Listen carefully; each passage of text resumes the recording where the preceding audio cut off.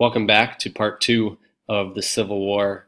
What we're going to do is first notice that we have covered the top third of this page in your notes.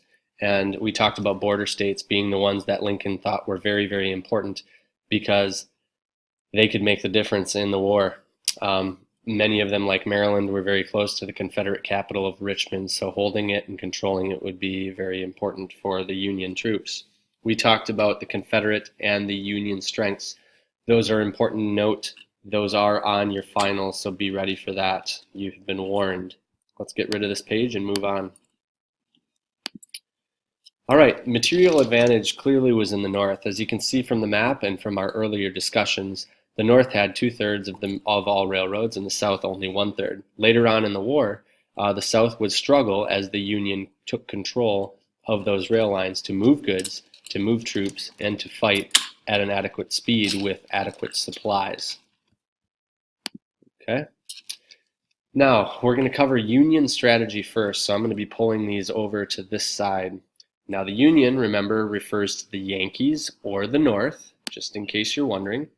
And their first point was to use the anaconda plan. Now, an anaconda is a snake, and what they do is they squeeze their prey to death, and then they consume them by eating.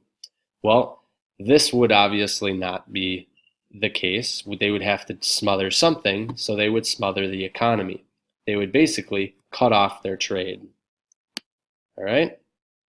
This would happen with a coastline blockade. So if I flip back to my picture here, from the north all the way around Florida, all the way to Texas and Mexico, the Union Navy, which was completely so much larger than the southern one, would cut off all goods coming in and out of the country. All right. Another part of their plan was to control the Mississippi River and cut the Confederacy in half. They would later do this in about 1863, but that would be extremely difficult for the Confederates to communicate towards each other on the telegraph. Remember, Samuel Morse invented that. It would be difficult to ship goods east or west on the railroads, and you never want to fight a battle with an enemy right in the center. So that's what the Yankee strategy was.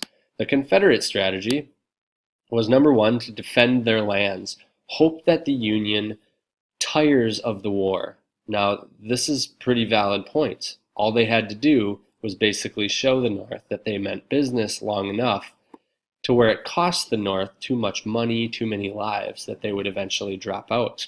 Not a bad plan. Their other plan was to use King Cotton. Remember, other countries like France and Great Britain depended greatly on the Deep South in their production of cotton. They were banking on the fact that hopefully Britain and France, who would be angered at the Americans for previous war losses, would join their side and support them.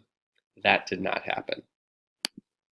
All right, first battle of Bull Run. Where was it? Who won? What were the results for the rest of the war? Just that battle, okay? Point number one here. It was fought in Northern Virginia. The Union, or the Yankees, attempted to move towards Richmond and sack the capital very quickly. Now, you should understand that Washington, D.C. and Richmond were only 100 miles apart. So, if we're thinking about that in terms of Wisconsin, that's really only Neenah to Madison, Wisconsin away. It's not much farther than that. It might be a little shorter than that. But it's pretty close. And for 5 years, this war would drag on. Almost 5 years, going on to the 5th year. And the Union would never be able to sack Richmond as a prize in a war. And that's huge due to its proximity. It shows you the determination of the people of the South to win. All right, point two. The Confederates win, and they actually surprised the Union troops. We're not going to watch this video. We don't quite have time. We want to just keep moving. But here's what the South thought. The South thought that they won the war with this victory because they caught them off guard.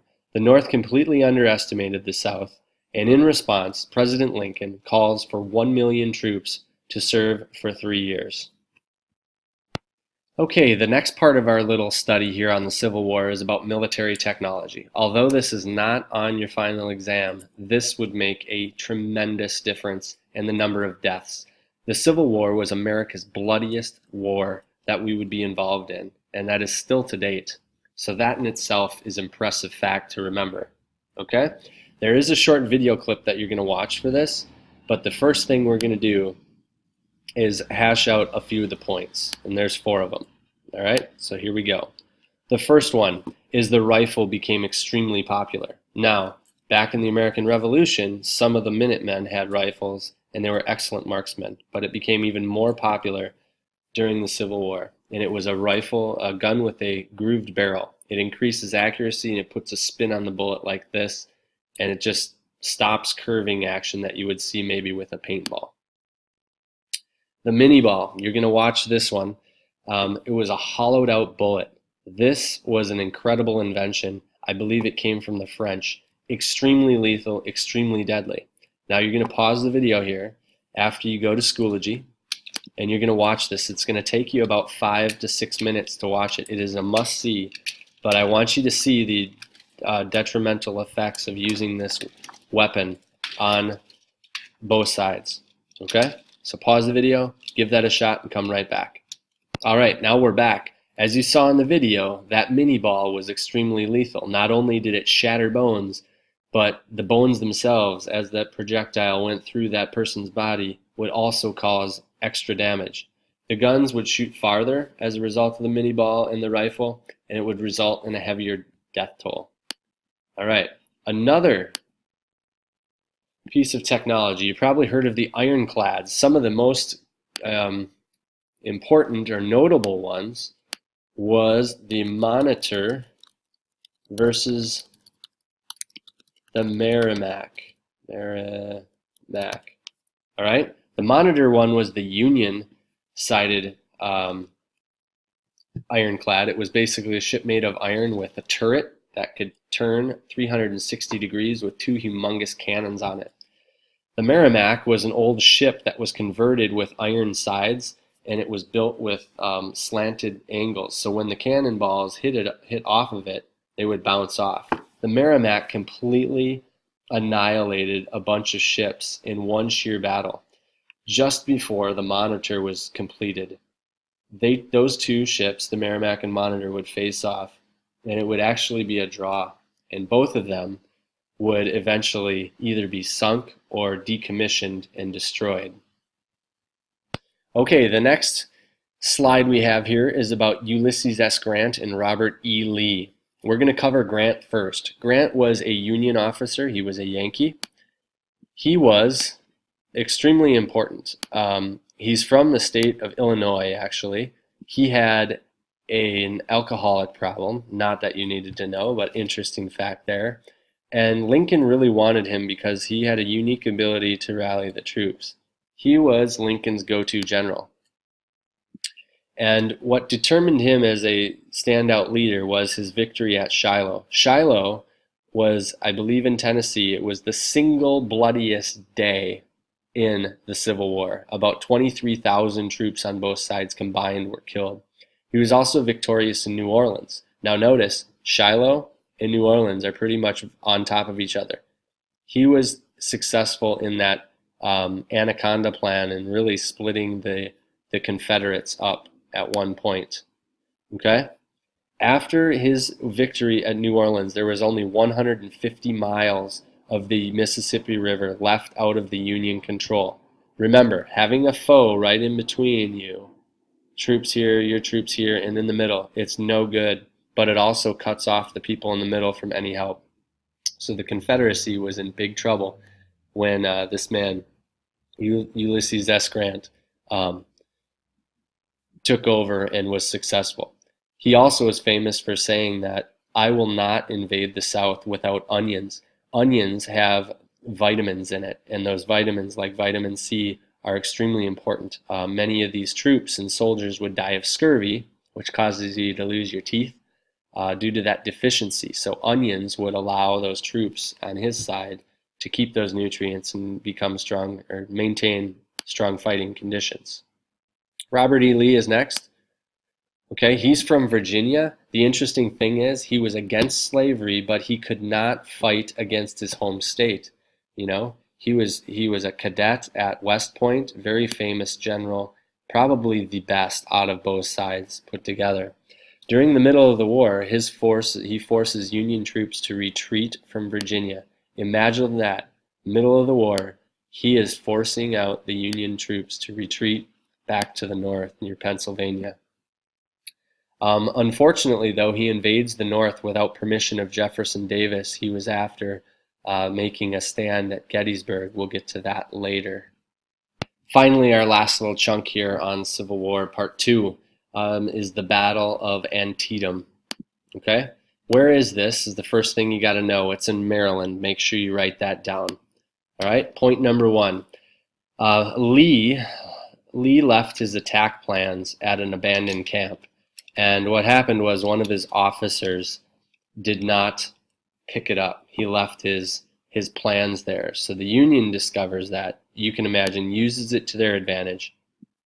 And it becomes the bloodiest day in American history, September 17th, 1862. Now, I spoke earlier about the Battle of Shiloh being the bloodiest day. That was the bloodiest battle, actually. The bloodiest day, single day, would be Antietam. Sorry about that. I get those two confused. All right, next fact. Nobody won. 23,000 lay dead or wounded on both sides combined in Antietam. General Robert E. Lee ends up retreating, and General McClellan, in charge of the Union forces, chooses not to follow Robert E. Lee. And Lincoln actually fires him as a result of this. Lincoln wanted the war to be done immediately, and it was not.